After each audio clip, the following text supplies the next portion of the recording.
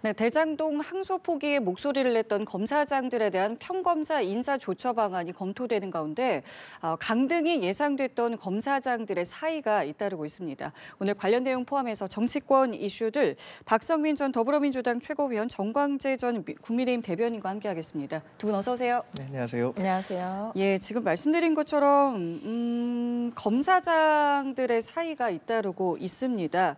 일단 사의 내용을 보면은 내가 책임지겠다라는 이제 설명도 있겠지만 지금 나오고 있는 어떤 전보 조치에 대한 어떤 반발의 성격이 아니겠느냐 이런 해석도 좀 나오고 있는데 일단 이번 상황 어떻게 좀 보고 계신지 먼저 듣겠습니다. 그러니까 일단은 이제 본인들 입장에서는 본인들은 정당한 행동을 했다라는 이 주장을 좀 하고 싶은 것 같습니다. 그렇기 때문에 여러 가지 징계의 내용이라든지 아니면 전보 조치가 이뤄질 수도 있다라든지 여러 면에서 비판이 이어지니까 여기에 대해서 한 번 더 반발하는 차원에서 이런 적극적인 행동을 보이는 것이 아닌가라는 생각이 드는데 그럼에도 본인들이 어떤 항소 포기 경위에 대해서 궁금하고 여러 가지 면에서 비판도 하고 물어볼 수는 있었겠지만 그럼에도 그렇게 공무원법상으로도 허용되지 않는 일종의 집단 행동을 하는 것이 과연 옳았겠는가라는 질문을 할 수밖에 없는 것이고 그래서 마냥 이런 행동들이 여전히 곱게만 보이지는 않는 것 같다라는 생각이 듭니다. 그리고 여전히 검찰을 향해서 남아있는 의무는 이전에 어떤 여러 가지 이제 부당하게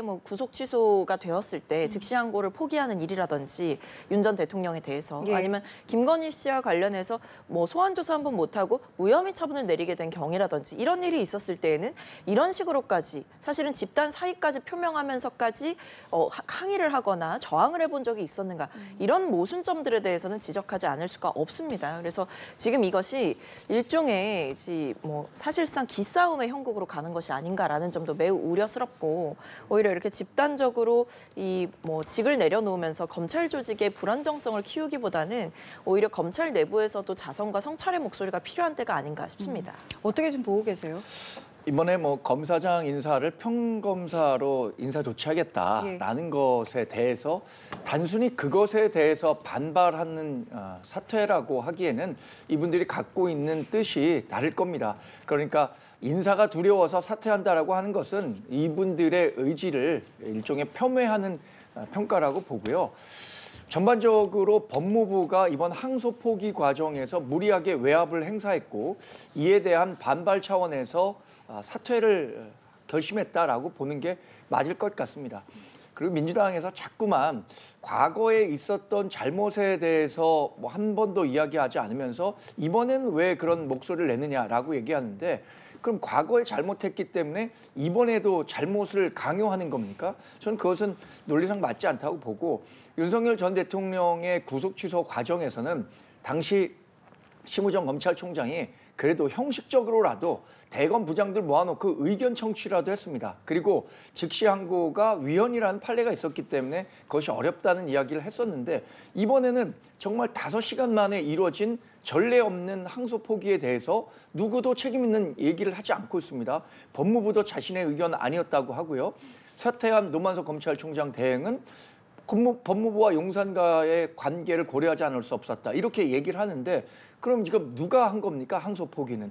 이런 부분에 대해서 문제 제기를 했는데 정당한 문제 제기에 대해서 항명이라고 포장하고 그것에 대해서 징계하겠다고 하니까 그 자리를 지키는 게 과연 어떤 의미가 있겠습니까? 그런 항의 차원의 사퇴 의사 표명이다. 전 그렇게 봅니다. 예, 그렇다면 이것이 이제 현실화될 것인지에 대해서 정성호 법무부 장관의 발언을 한번 들어보겠습니다. 일단은 출근길에 기자들과 만나서 안정이 중요하다라는 입장을 냈는데요. 관련 발언 함께 들어보시죠. 빨리 국민들을 위해서 우리 법무나 검찰이 안정되는 게 가장 중요한데 어떤 것이 좋은 방법인지 고민을 많이 하고 있습니다. 사실상 강등이라 내부 반발 우려도 있는데 이 부분은 특별히 그런 움직임은 저는 없는 걸로 알고 있고요. 검사장 평검사 전보에 관해서 의견 좀 전달하신 게 있을까요? 만나 뵙고 갑니다. 예. 장관님께서 어떤 말씀 좀 하셨어요? 오늘 그러니까 지금 어쨌든 이야기가 나오고 있는 게 이 인사조처 방안인데 관련해서 이것이 현실화될지 일단 정성호 법무부 장관의 말을 들어보면은 안정이 되는 것이 중요하다라고 발언을 하면서 좋은 방식을 고민 중이다라고 했거든요. 그럼 이 좋은 방식 중에 이 인사조치 현실화 가능성은 어느 정도 있는 걸까요? 그걸 딱 어떻게 퍼센티지로 단정해서 말씀드리기는 어려울 것 같기는 합니다만 중요한 것은 지금 상황에서 이 전보 조치를 해야 된다라는 그 확신까지는 가지 않은 것이 아닌가라는 생각이 듭니다. 그래서 여기에 대해서 지금 아무래도 이제 법무부 장관께서 강조하고 계신 것은 조직의 안정면이지 않습니까? 그렇다고 한다면 어떤 이런 집단 행동을 한 검사들에 대해서 분명하게 조치는 필요한데 이것이 이제 얘기하고 있는 전보 조치까지 갈 것이냐, 혹은 뭐 조금 더 낮은 수위의 여러 가지 경고라든지 아니면 뭐 지금 내부에서 어느 정도 해결할 수 있는 방안으로 꼭 인사 조치까지 가지 않는다라고 하더라도 내부에서 해결할 수 있는 방법까지도 열어놓고 고민하시는 게 아닌가라는 생각이 들고요. 그래서 지금 상황에서 특히나 지금 대통령께서 순방을 가셨기 때문에 더더욱 말씀을 조심하시는 걸로 보이고, 그리고 여러 면에서 이제 신중하게 좀 검토하겠다라는 기조가 있는 만큼 100% 전보 조치를 할 것이다, 이렇게 보기에는 아직 좀 고민의 단계를 거치고 있는 게 아닌가 싶습니다. 일단 민주당에서는 굉장히 강하게 법무부에 요구하고 있는 것으로 알려지고 있는데 정성호 장관의 발언을 봤을 때는 어떻게 좀 해석해 볼 수 있겠습니까? 법무부 장관으로서 조직의 안정 가장 중요하게 판단할 수 있다고 봅니다. 지금 3대 특검에 파견된 검사만 160명입니다. 대략 뭐 10분의 1 정도의 현역 검사가 3대 특검에 파견돼 있다고 해요. 그리고 지금 검찰의 미제 사건이 10만 건을 돌파했다는 기사 보셨을 겁니다. 미제 사건이라는 게 실제로 수사를 할 수 있는 현장 인력이 부족하기 때문에 해결되지 않는 사건이 그만큼 늘었다는 뜻인데, 이렇게 검찰이 흔들리게 되면 결국에 그 피해는 고스란히 범죄 피해자들, 그러니까 국민에게 돌아갈 수밖에 없는 겁니다.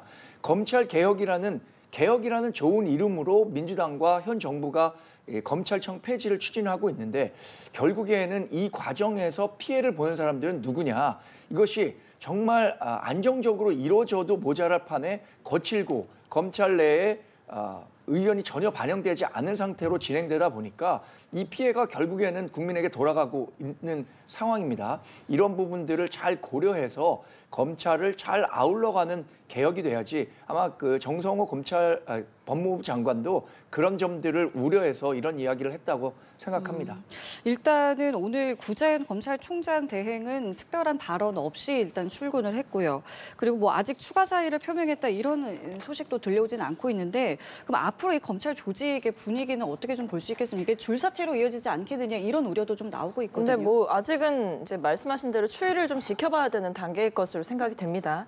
지금 상황에서 이제 줄사태가 이어진다라고 한다면 뭐 나름대로 이제 내부에서 파장이 있다라고 볼 수도 있겠지만, 사실 지금 법무부 장관께서도 말씀을 하셨는데 어떤 집단적인 줄사태가 있을 거냐, 그런 움직임이 있냐라고 하셨을 때 그 질문에 대한 대답을 뭐라고 하셨냐면 그렇게까지는 아닌 것으로 알고 있다라는 취지의 말씀을 하셨어요. 왜냐하면 일선에서 지금 이제 성실하게 이제 일을 하고 있는 분들도 많다라는 취지의 말씀도 하셨고, 그랬기 때문에 그런 움직임은 특별히 없는 것으로 알고 있다라는 얘기가 나온 걸 보면 일부 이제 인사들을 이렇게 반발을 하면서 할 수 있겠지만 다른 인사들까지도 그 여파가 이어질 거다, 이렇게 보기에는 아직 좀 무리스러운 경향이 있다. 그러니까 내부적으로 뭐 약간 평검사 전보 얘기가 나오고 해서 뒤숭숭할 수는 있지만 어떤 구체적인 행동까지, 그러니까 사의를 표명하는 행동까지 가기에는 아직 그 움직임이 가시화되고 있지는 않은 상황이고, 실제로 그 동력도 엄청나게 클지도 좀 의문이다라는 말씀 드리겠습니다. 어떻게 생각하세요?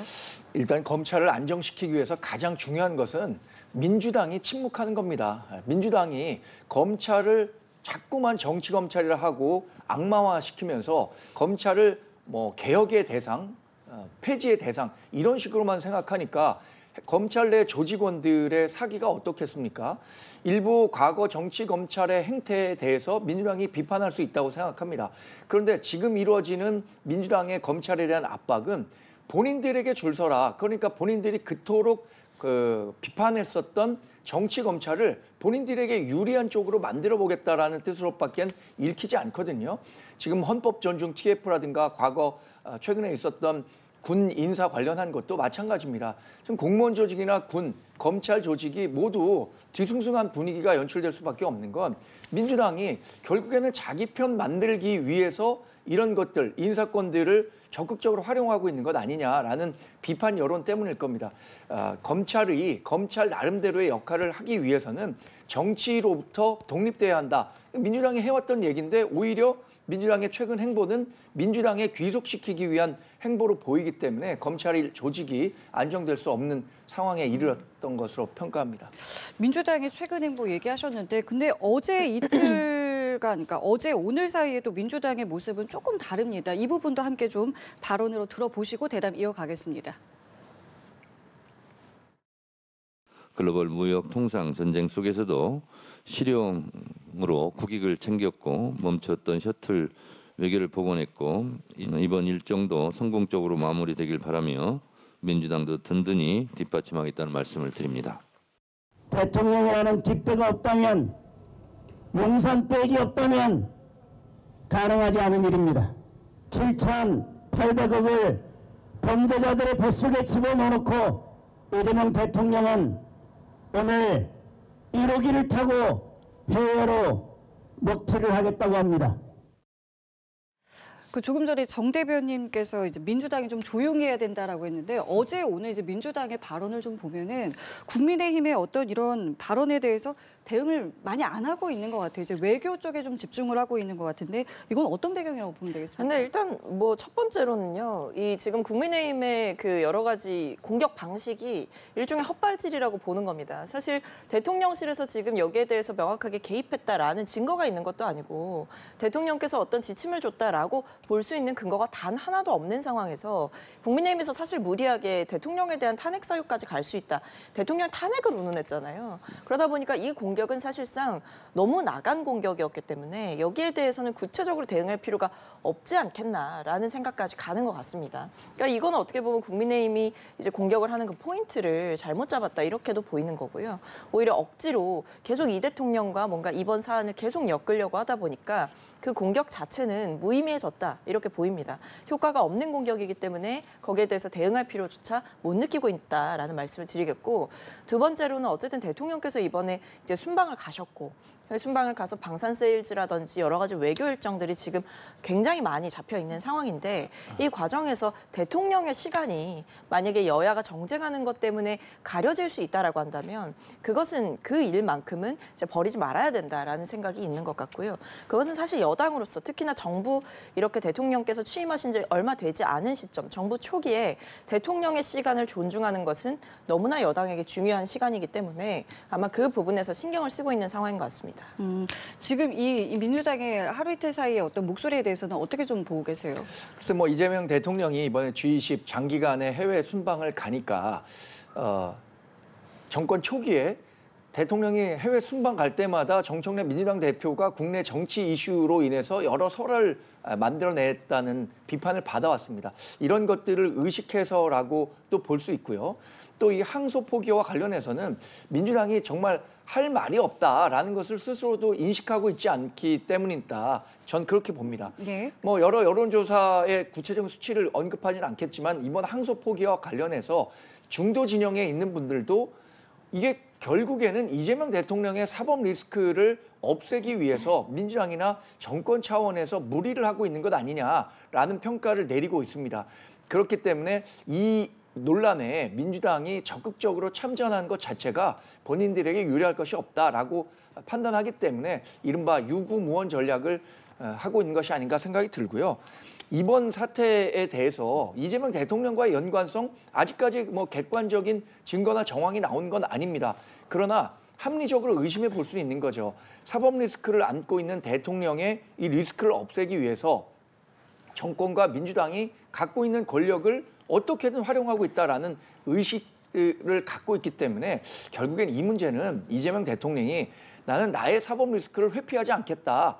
이게 사실 헌법 84조 때문에 재판이 중지돼 있지만 대통령 임기 끝난 후에라도 나 이 재판 정당히 받겠다라고 떳떳이 얘기한다면 일정 부분 그 최근에 어떤 논란에서 벗어날 수 있지 않을까 전 그런 조언을 드려봅니다. 예, 그리고 지금 국민의힘에서 또 나오고 있는 이야기는 남욱 변호사 측에서 추징 보전 해제를 요청했잖아요. 관련해서 이거는 뒷배 없이는 불가능한 일이다. 그러니까 특검하고 국정조사 하자라고 강하게 좀 얘기하고 있는데 이 부분은 어떻게 보십니까? 근데 이 남욱 씨가 어떤 추징 보전 해제 요청을 이번에 항소 포기가 되고 이제 했느냐, 뭐 그 이전부터 계속 다퉈왔다라고 보는 시각이 지배적이고요.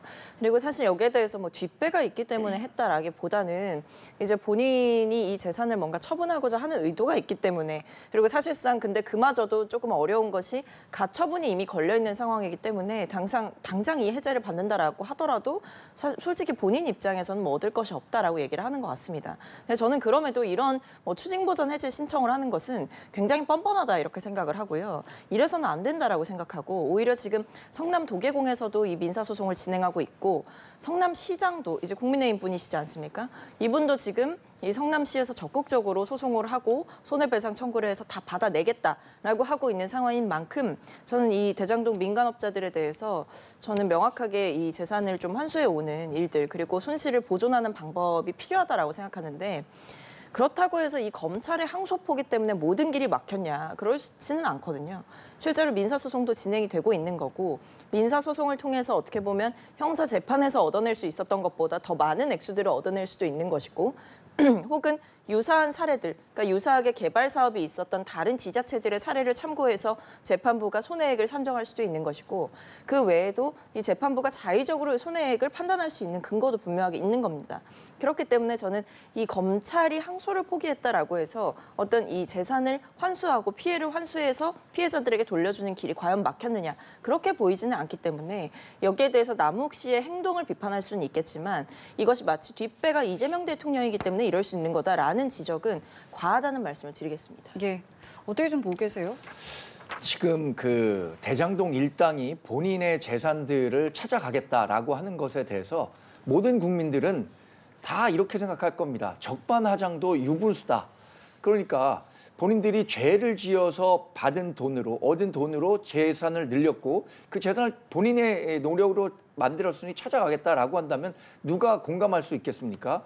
그야말로 적반하장식 태도인데, 이게 항소 포기로 인해서 대장동 일당들에게는 내 돈 내산이 된 거예요. 내가 벌어서 내가 산 재산 찾아가겠다는데 왜 못 찾아가게 하느냐라는 식의 논리가 완성된 거죠. 그 논리를 완성시킨 것은 결국에는 검찰의 항소 포기입니다.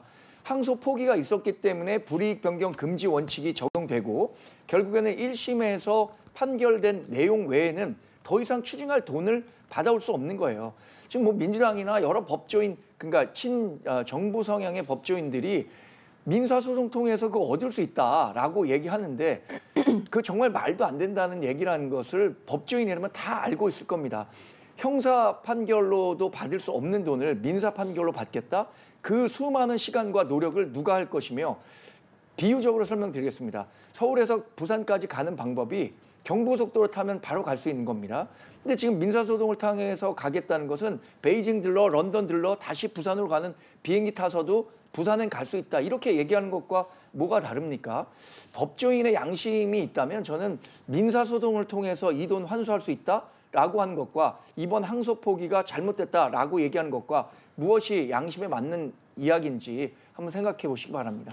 지금 남욱 변호사 같은 경우 두 분께서 말씀하신 추징보전 해제 요구한 것뿐만 아니라 최근 이제 언론 보도 보면은 500억 땅을 또 현금화하려고 했던 그 움직임이 포착이 되기도 했는데, 지금 이게 요청을 하면은 다 해줘야 되는 상황입니까? 이걸 어떻게 해석을 해야 되는 겁니까? 아니요, 뭐 그렇게 보기는 좀 어려울 것 같은 게, 어쨌든 재산에 대해서 다 가처분들이 어느 정도는 걸려 있는 상황이고, 뭐 전부라고는 할 수는 없겠습니다만 일부에 대해서는 분명히 가처분이 걸려 있고, 또 민사소송을 통해서 이제 진행을 할 때 거기에 또 다시 걸 수가 있는 거거든요. 그래서 왜냐하면 민사소송을 해서 결론이 날 때까지, 이 부분에 대해서 우리가 법적 결론을 낼 때까지 이 사람의 재산을 지금 동결시켜 달라라고 이제 법적인 조치를 걸 수 있는 수단들은 민사에서도 분명하게 남아 있다라고 법 전문가들은 얘기를 하고 있습니다.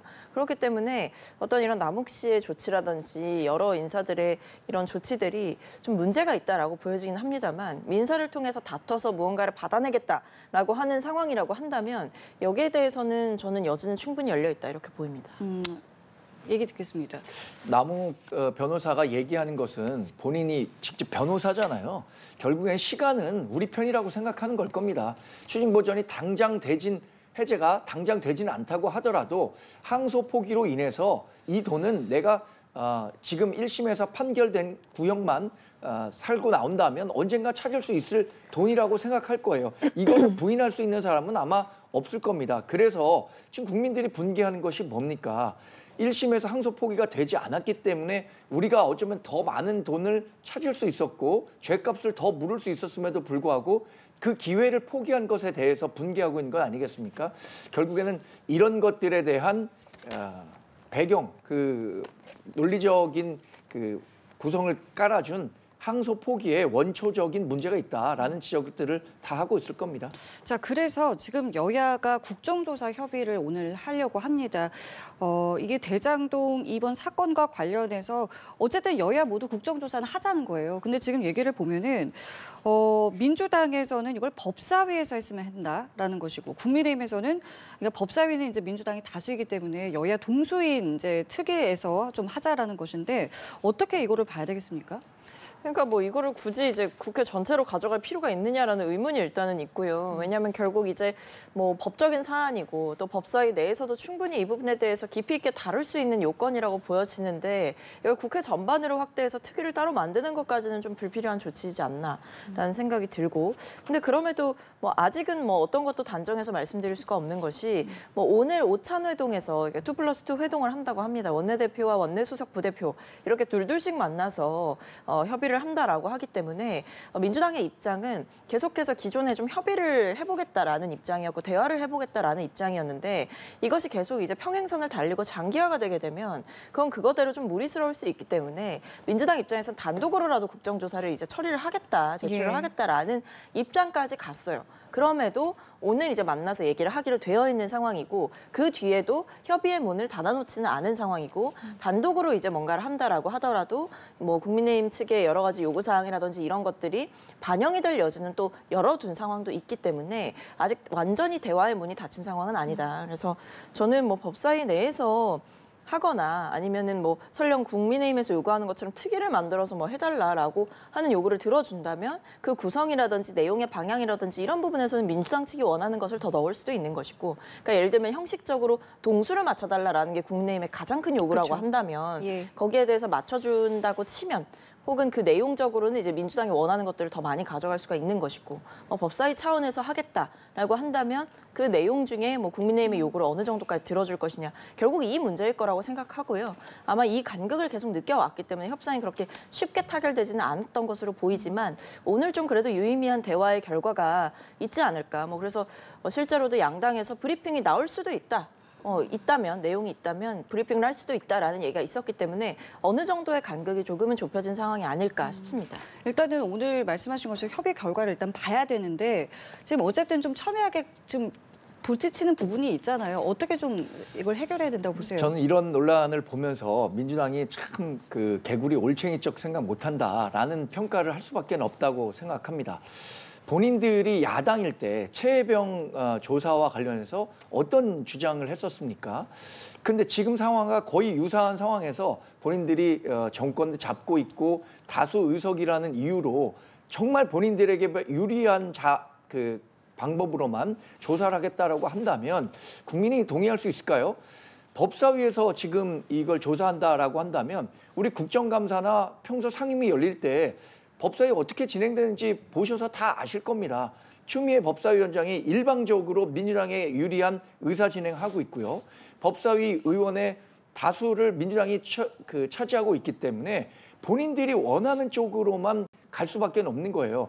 그래서 새로운 특위를 구성하고 그걸 동수로 만들면 지금 결국에는 정권 갖고 있고 다수당인 민주당인 상황에서 야당의 목소리를 낼 수 있는 방법은 그거밖에 없다라고 국민의힘 측에서 얘기하고 있는 거죠. 이와 관련해서 본인들이 갖고 있는 의견으로만 밀어붙이려고 한다면 지금 일고 있는 항소 포기에 대한 국민적 의구심을 해소하는 데는 분명한 한계가 있을 겁니다. 결국 민주당이 일정 부분 양보하지 않으면 이번 그 특위 구성에 대해서 접점을 찾기가 어려울 거라고 생각된다는 측면에서 민주당이 양보해야 된다고 생각하고 또 하나 국정조사의 범위와 관련해서 이견이 있습니다. 저는 이 이견은 쉽게 좁힐 수 있다고 생각합니다. 뭐 검찰의 항명을 포함하건 항소 포기가 포함되건 그걸 다 들여다보면 되는 거거든요. 검찰 기소서부터 문제라니까 그럼 검찰 기소부터 한번 살펴보는 것도 건의해 드립니다. 근데 뭐 지금 민주당에서 나오고 있는 입장들을 보면 뭐 사실은 따로 특위를 꾸리는 것까지도 완전히 닫아놨다라고 볼 수는 없는 상황인 거고요. 그 외에도 이제 한정혜 정책위 의장께서 이미 지난 16일에 기자들과의 만남에서 증인 신청 등과 관련해 우리가 생각하는 대상과 국민의힘이 생각하는 대상을 포함해 최대한 협의의 여지를 열어놓고 임하겠다라고 얘기를 한 걸 보면 아직 대화의 불씨는 분명하게 살아있는 거고 여기에 대해서 민주당이 계속 대화의 노력을 하려고 하고 있는 상황이다라는 말씀을 드리겠습니다. 알겠습니다. 이 간극이 오늘 좁혀질 수 있을지 저희도 좀 지켜보겠고요. 주제를 바꿔서 이 내용도 한번 살펴보겠습니다. 서울시가 지금 광화문 광장에 감사의 정원이라는 것을 이제 설치하려고 하고 있습니다. 자, 그런데 김민석 총리가 이 부분에 이제 제동을 걸었는데 내용을 보자면은 과연 이것을 광화문에 설치하는 것이 맞는지 그 절차적인 또 내용적인 문제는 없는지 확인해봐라라고 이제 행정안전부에 지시를 한 겁니다. 관련해서 이제 국민의힘에서는 이거 오 시장 견제하려는 행보 아니냐라는 해석을 좀 내놓고 있는데 어쨌든 저희가 지금 오 시장과 그다음에 김민석 총리 관련한 내용들을 계속 좀 보도를 하고 있는 상황이기는 해요. 이 부분 어떻게 좀 봐야 되겠습니까? 글쎄요, 저는 뭐 김민석 총리께서 많은 일을 하시는데 이 많은 일을 하시는 과정 가운데에서 아무래도 상대의 반박을 들을 일 혹은 대립구도가 형성되는 일이 아무래도 서울시와 관련한 데에 대한 부분이지 않을까 싶습니다. 보통 이제 총리께서 무언가를 하시겠다라고 하면 보통 점검을 하거나 지시를 내리거나 뭐 발표를 하거나 이런 경우들이 많은데 아무래도 이런 부분들을 이제 서울시장이 대립각을 세우면서 얘기를 하고 있는 상황이기 때문에 오히려 지방선거를 위해서 움직이고 있는 사람은 명백히 오세훈 시장이신 거고요. 여기에 대해서 오히려 계속 김민석 총리의 말을 확대 해석하거나 총리로서 챙길 수 있는 여러 가지 부분 중에 하나임에도 불구하고 이것을 크게 생각하는 것은 좀 과하지 않을까라는 생각이 들고 실제로도 이번에 뭐 감사의 정원의 취지는 그럴 수 뭐 좋다라고 평가하시는 분들도 계시겠지만 실제로 세종대왕 동상 바로 옆에 어떤 냉전의 상징물이라고 할 수 있는 조형물들을 그렇게 설치하는 것이 민주주의의 상징이라고 볼 수 있는 광화문 광장의 성격에 맞지 않는다라는 지적도 분명히 있기 때문에 그런 부분들에 대한 점검은 저는 할 수 있다라고 생각합니다. 일단은 김민석 총리도 국무총리가 당연히 해야 하는 일이다, 할 수 있는 일이다라고 이야기를 하고 있거든요. 어떻게 좀 해석하세요? 여러 개의 지금 김민석 총리가 참전하고 있죠. 저는 별개의 사안으로 한강버스의 안전성과 관련한 얘기는 총리로서 충분히 할 수 있는 얘기라는 생각이 듭니다. 그런데 종묘 일대의 세운상가 재개발이나 지금 그 광화문 일대에 이 새로 조성하는 조성물과 관련한 것은 그것을 굳이 그 국무총리가 나서서 해야 하는 말인가라는 생각이 들 정도로 상당히 정치적 의미가 있다고 봅니다. 김민석 총리가 내년 열리는 지방선거에 서울시장 후보로 뛰지 않겠다라고 지금 공언은 하고 있지만 정치적 환경 변화에 따라서 언제든지 서울시장 후보가 될 수도 있는 후보군이죠. 본인 직접 뛰지 않는다고 하더라도 지금 서울시장을 국민의힘 소속인 오세훈 시장이 맡고 있기 때문에 이렇게 지원 사격을 하는 측면에서 이걸 자꾸만 정쟁화하는 것 아니냐라는 의심의 눈초리를 지울 수가 없다고 생각하고요. 광화문에 지금 유엔군 참전했었던 국가들을 기념하는 조형물을 만들겠다? 외국인이 한국에 오면 제일 많이 오는 곳이 어디입니까? 저는 광화문 광장이라고 생각이 드는데 다 많은 분들이 그 유엔 참전국 소속의 국민들일 겁니다. 그분들이 와서 본인들의 선조가 여기에서 자유를 지키기 위해서 이렇게 피와 땀을 바쳤다라는 기념물을 조성했다라면 누구나 한 번쯤 와보고 싶어 하지 않을까요?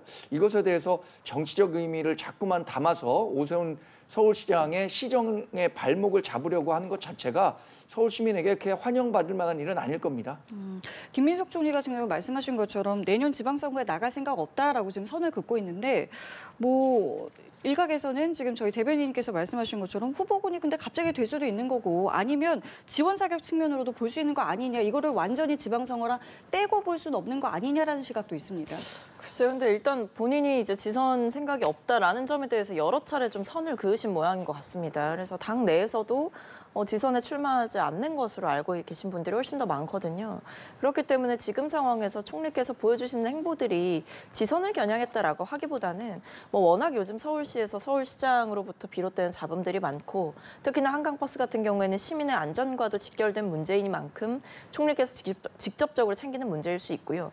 종묘의 그 세운상가, 종묘 인근의 세운상가 같은 경우에도 일단 문화유산과 좀 직결되는 부분들이 있고 그리고 유산청이라던가 문체부에서도 반대하고 있는 상황이고 그리고 거기에 대해서 어떤 개발을 하지 말아라라기보다는 이 지나치게 고층의 건물을 이제 쌓아간다라는 것 자체는 이 문화유산 자체를 훼손할 수 있는 위험 혹은 그 경관을 훼손할 수 있는 우려 이런 부분들이 있기 때문에 그러니까 꼭 이게 훼손이라는 게 물리적으로 그 문화유산을 뭐 훼손을 한다, 상처를 입힌다라기보다는 그 경관이 어우러져서 보여줄 수 있는 환경이나 이런 부분들을 좀 해칠 수 있다, 망가뜨릴 수 있다 이런 것들까지 종합적으로 들어가는 거잖아요. 그러니까 종묘라는 역사적인 공간에 대한 평가가 함께 있기 때문에 거기에 대한 우려를 표하신 거라고 보고 이번에도 역시나 어떤 서울시의 개별적인 사업 한 건에 대해서 언급했다라기보다는 광화문 광장이라고 하는 민주적인 공간이 우리나라에서 갖고 있는 큰 상징성이 있기 때문에 거기에 어떤 냉전을 상징하는 조형물들이 다시 위치한다라고 하는 것이 사실 우리나라의 국격에 맞겠느냐 이런 우려도 있는 것 같습니다. 반대로 이런 입장도 있어요. 그러니까 오세훈 시장의 행보가 지방선거를 지금 염두에 는 행도가 아니냐라는 이제 일각의 지적도 있는데 이 부분에 대해서는 어떻게 보십니까? 뭐 현역 시장이니까 다음번 그 이뤄지는 지방선거에 출마하겠다는 의지가 강할 것이고 여러 측면에서 해석될 여지가 있다고 생각합니다. 그런데 지금 불거지고 있는 논란들은 사실 논쟁의 영역에 있다고 봅니다. 종묘를 어떻게 일대를 잘 개발할 것이냐, 과거와 현재, 미래가 공존한 곳으로 만들 수 있을 것이냐에 대한 고민을 서울시 차원에서 굉장히 깊게 했었던 것이고 더군다나 대법원에서 고층 그 개발에 대해서도 충분히 가능하다라고 판단해줬기 때문에 이런 부분에 대해서 오세훈 서울시장으로서는 상당히 시정에 탄력이 붙은 상황인데 이것을 뭐 중앙정부 차원에서 하지 못하도록 막겠다라고 하는 그 발상이 저는 더 문제라고 생각하고요. 그렇다면 오세훈 시장이 얘기한 것처럼 김민석 총리는 오세훈 시장과 한번 그 관련해서 토론을 해보시기 바랍니다. 그 토론 결과를 바탕으로 서울 시민의 의견이 어떤 것인지 공론화를 통해서 서울 시민의 의견이 제대로 반영될 수 있는 개발 계획이 마련돼야 된다고 생각하기 때문에 뭐 시장이 요청한 토론에 그 총리께서도 적극적으로 응해 주시길 기대해 봅니다. 알겠습니다. 오늘 두 분 말씀은 여기까지 함께하겠습니다. 지금까지 박성민 전 더불어민주당 최고위원, 정광재 전 국민의힘 대변인과 함께했습니다. 두 분 감사합니다.